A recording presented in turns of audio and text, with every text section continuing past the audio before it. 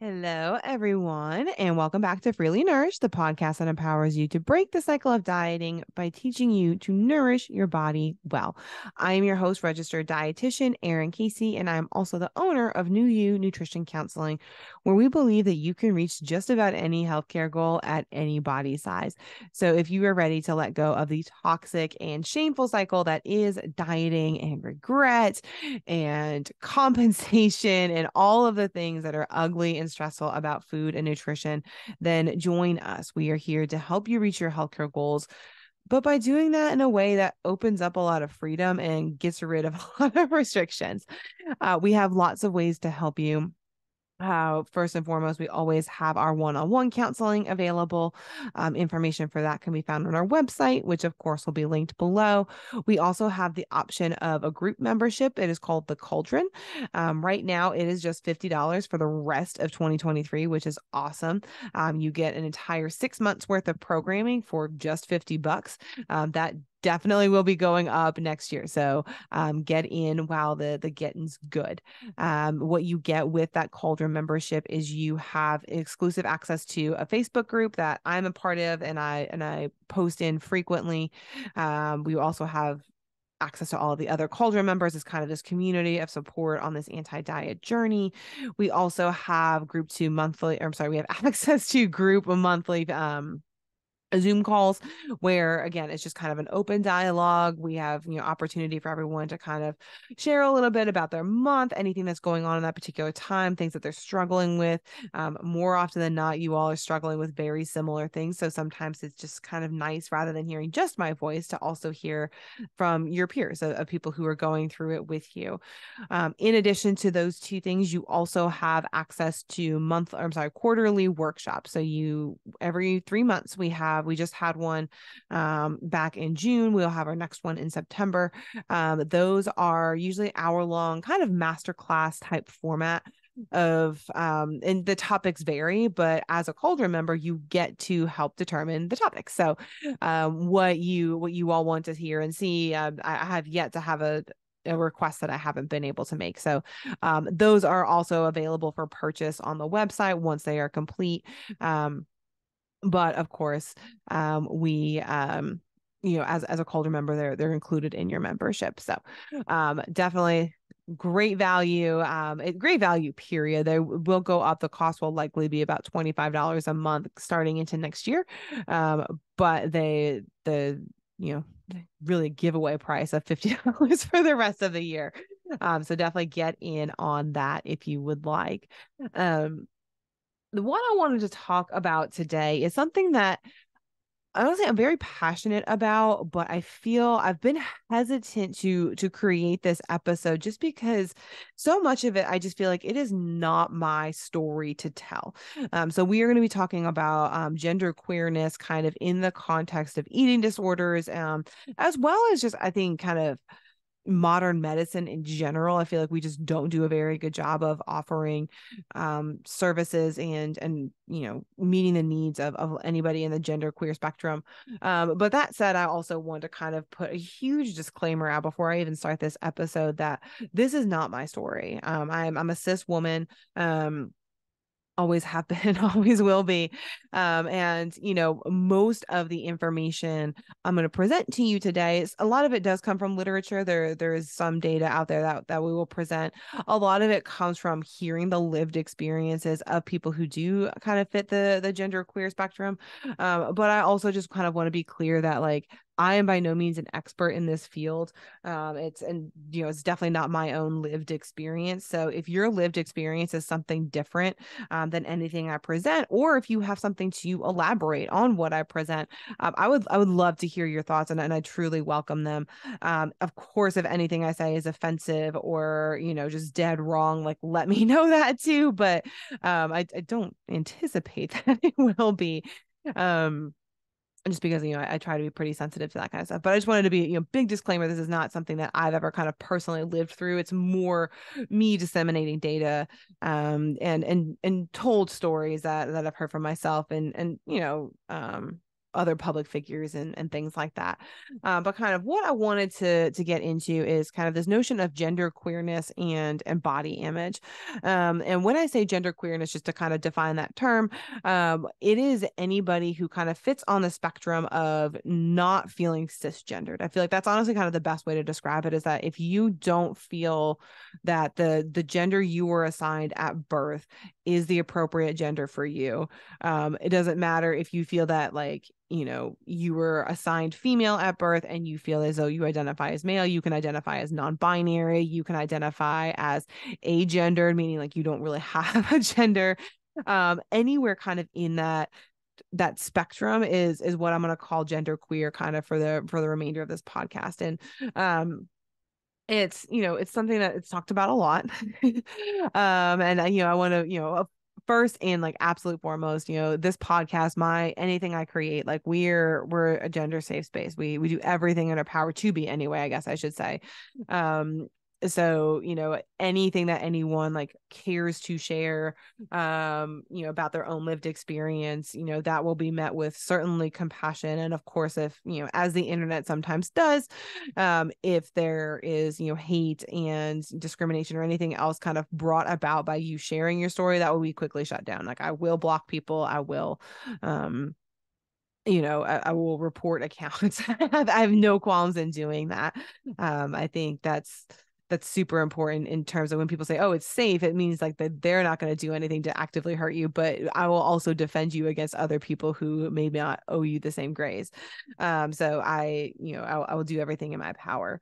But I think it's something that we need to talk about. It just is. It's not something that's talked about enough. It's not something that gets anywhere near the amount of time it deserves. And the amount of brain space, honestly, that it deserves in most of our space. And it's just really important. I chose to kind of talk about gender queerness in the context of body image, just because in my line of work, I think that is the time where it presents as the most dangerous, just because of the correlation of gender queerness and body image issues and eating disorders, which of course we all know are deadly. So I think it's just really important to kind of understand that context. And that's kind of why I chose to start here. But I'm also happy to discuss it in any other context that you all would like as well. I also will say that this is not something like gender queer people have been around for centuries. Like I just heard the other day, I think like 1736 was kind of like the first like documented report of somebody who was trans.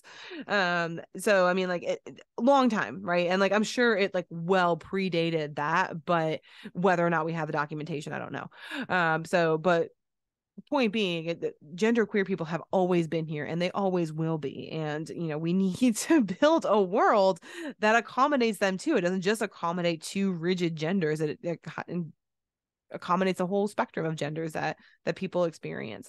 So, you know, and I think my hope is that kind of in doing more research and in, you know, working to normalize that more, some of these issues with body image will start to disseminate, because there is some level of the body image issues in a gender queer person are in some way correlated to the fact that they feel like they need to fit in a gender role.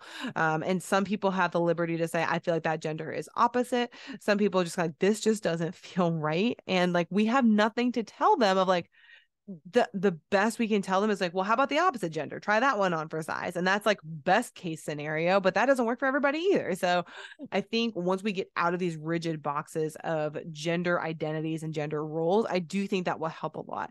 But I also think it's really important to understand kind of where are people coming from? Where are these genderqueer people coming from? How do we feel? How do you all feel? How are you experiencing life? What, do you want to see? How do you want us to talk about it?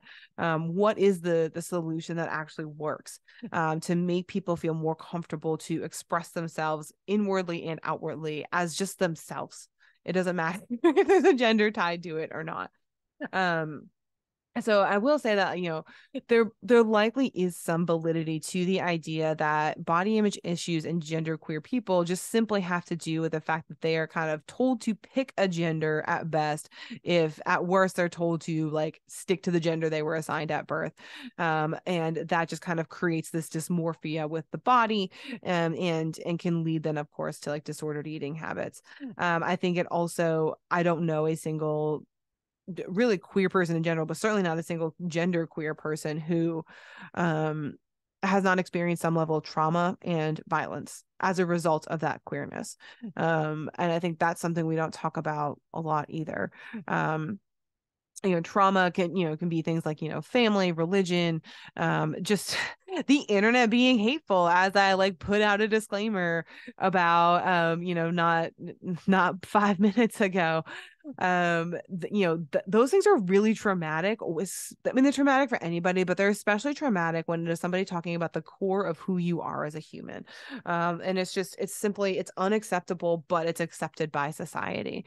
I think I don't know a single queer person who hasn't also, experienced some level of violence, whether it is sexual violence or just other physical violence. Again, as a result of them just existing in the world as they are. And we know that, queerness completely aside, violence, and particularly sexual violence, is a huge predictor. It's actually, I think, the biggest predictor of disordered eating. So when we think about kind of this population of genderqueer folk, they've all experienced trauma. They've all experienced some level of violence. A lot of that violence has also been sexual violence in nature. So yeah, like that just kind of feeds the normal pipeline of sexual violence to disordered eating. Like that's kind of the biggest highway we know as practitioners in terms of predicting disordered eating or eating disorders. So I think that part's honestly overlooked a lot. I think everybody wants to fixate on the idea that like there's probably just body dysmorphia because of, the lack of cisgender identity. And there's truth to that. I'm sure there is. But we also like are forgetting this huge impact of trauma, and just like proportionally, again, all queer people have experienced violence and trauma as a result of their queerness, as a result of just who they are in general.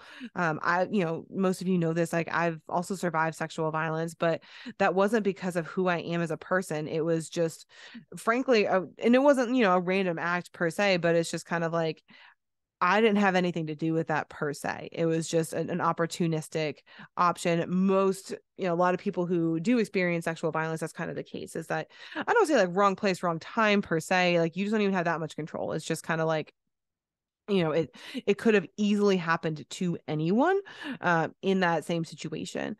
And that's a reality that not everybody wants to believe either. But in the case of, kind of queer violence, it's because you're queer, and that's hard, right? It's because I am me that this happened to me, and that hits you on a level so much deeper than just kind of, I mean, like, not to invalidate anyone else's trauma, but it's a deeper level.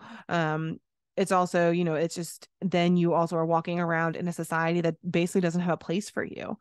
So not only, I survived my sexual trauma because I was able to find groups and support, and there was a place for me to fall, and like thank God there was, because I don't know that I would be here to tell you the story if there hadn't been. When it is the case of anti-queer violence, anti-queer aggression and things like that, there's not always a place. There are places, there are more now that we have the internet, but it is a lot harder to find support.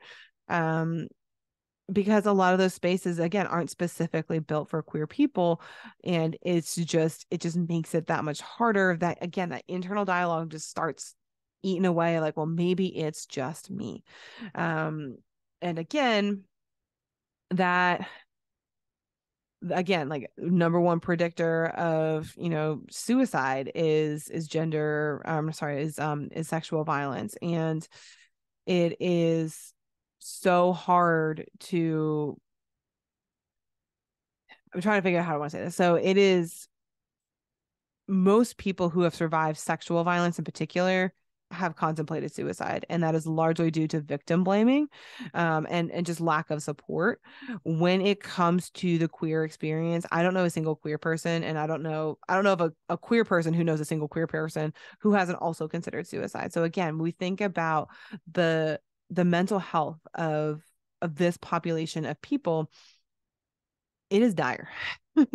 It is really dire. And if you're listening to this kind of at the time that I record it, it is coming on the heels of Pride Month. So we're now in July, but kind of, Pride just wrapped up in June. But it's also coming on the heels of several Supreme Court decisions that are, violently anti-queer. And really anti-diversity of any sort.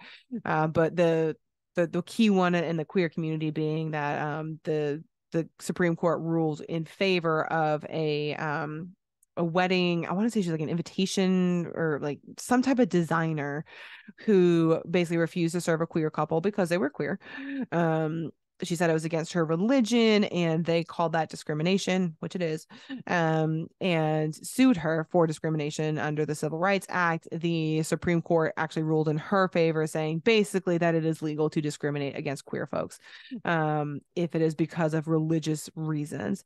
Of course, that's loosely defined, nowhere specified, but it's not a good look for the US right now. And I think that's kind of why it's more important to have this. It's always important to have this conversation, but it's honestly more important right now because, this is a population in dire straits at best, and the Supreme Court just made them fucking worse. So, we have, body dysmorphia, we have violence and trauma surrounding all of this. So all of that's going to lead to, increased issues with body image. We also have lack of gender affirming care. And I want to be so clear because I'm so tired of hearing what the internet has to say about gender affirming care. Gender affirming care is not just like sex change surgeries and like hormones. It is so much more than that. Like, yes, that can be part of it, but gender affirming care literally means that, like, if you were born male and your given legal name is Bob Joe, but you come to me and you tell me, actually, I identify as female, but I prefer for you to use they, their pronouns, and like I would prefer to be called Shannon. That is gender affirming care. In that instance, is simply calling you by your preferred name, using your preferred pronouns, and not making a fucking big deal about any of it. It's just kind of, those are your pronouns. Great. Got it. We'll adjust. We'll make a note in your chart so that like anybody else who comes in contact with you knows that like those are your preferred pronouns. You don't have to explain this every fucking time you come to the same hospital system. That is gender affirming care. It's not complicated. And again, I'm speaking to like a healthcare setting. I realize that there are other things that, you can do to be gender affirming as, say, a parent or a loved one and things like that. But, parents, like, for example, maybe change the kid's name, maybe not, maybe just like change their pronouns. Honestly, if the kid just says like, hey, I want to paint my nails. Okay, paint your fucking nails. Like, that's cool. Do you want to go get them done? Let's do it. Things like that. It is, it's just affirming whatever the person is telling you their lived experience is and believing them. That's all gender affirmation is. It's just believing the person at their word, no matter how old they are, no matter what they say the situation is. Whatever it is, you want me to call you like Twinkle Toes? Great. Just tell me what pronouns to put with that and I will do it. That is gender affirming care. Gender affirming care also can be hormone treatments if you feel that, you're trans. It also can be like surgical treatment too for trans folks.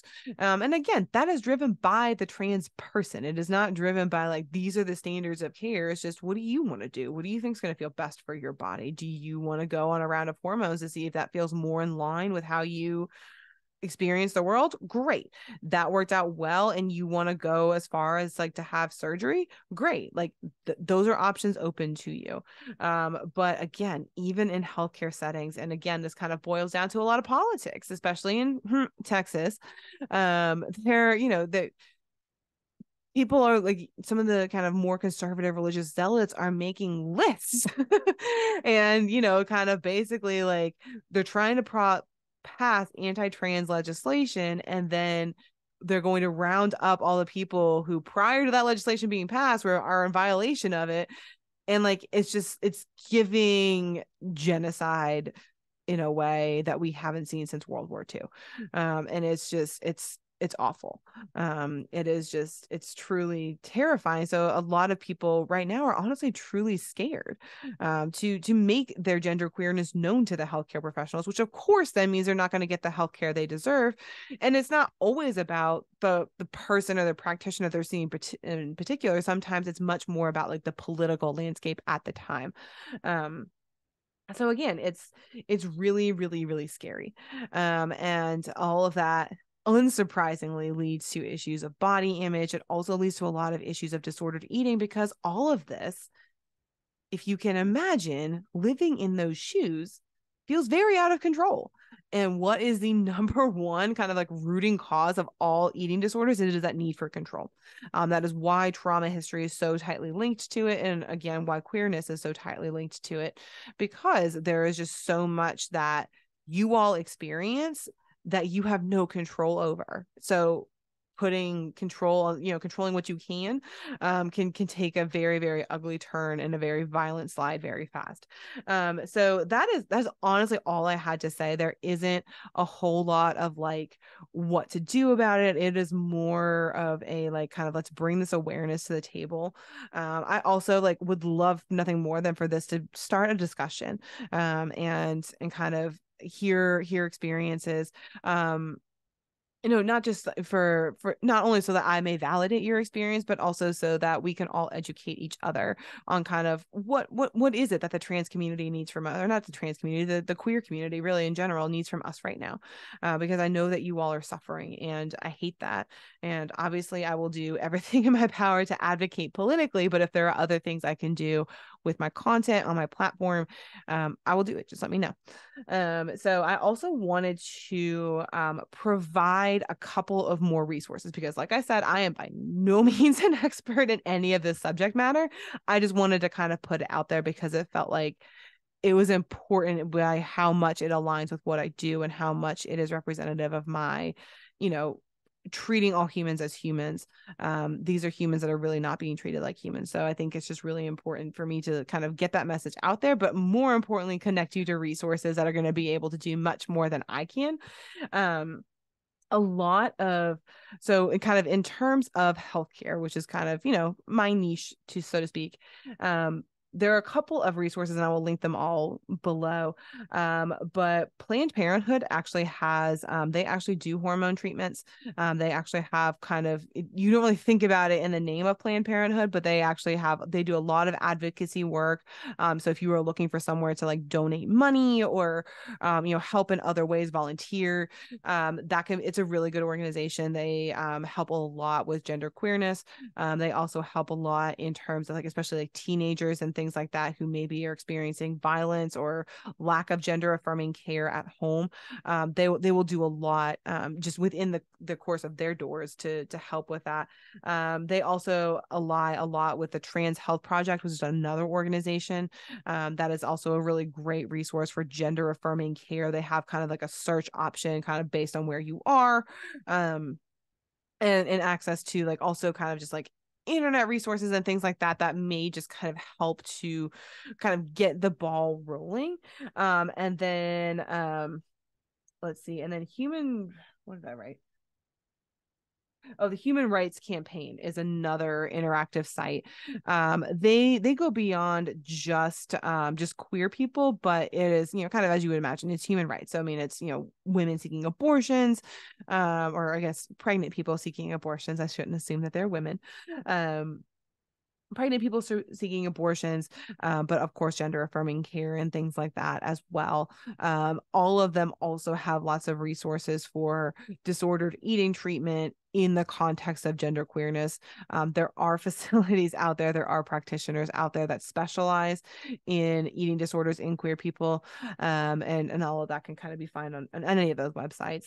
I also encourage you to kind of I feel as though a lot of my audience is either like cisgender or transgender. There's quite a few of you that are transgender, actually, now that I think about it. Actually, no, there's quite a few non-binary folks too. Okay, so I guess maybe I have a pretty more diverse audience than I thought I did. But for those of you who like the idea of gender queerness or being transgender or anything like that is kind of a novel concept, and you just want to do better. I'm not like the expert by any stretch of the imagination, but there are people who are. I would say Dylan Mulvarney, who was she was the one that did the Bud Light ad that got like so much shame, but her platform is wonderful. She has a lot of good information on there. And honestly, I think just kind of like the more you can interact, even if it's like, you may not know somebody who is like openly genderqueer, but you can find them on the internet, and just kind of following their content and understanding their lived experience is going to help you just do better in general. Miss Benny is another one. She's a trans woman. She recently was in the Netflix series Glamorous. Honestly, that whole series is fantastic too. It's just kind of an inside look, I guess, as a kind of queer living. So that might be another place to look for it. Other things you can do is, for the love of God, use somebody. If somebody gives you pronouns to use and they aren't what seems natural to you, like it's not your job to question that. Just fucking use the pronouns that they give you, and like just let it do. Don't make a discussion of it. Just do it. Most genderqueer people, in my experience, don't necessarily want to talk to you about it.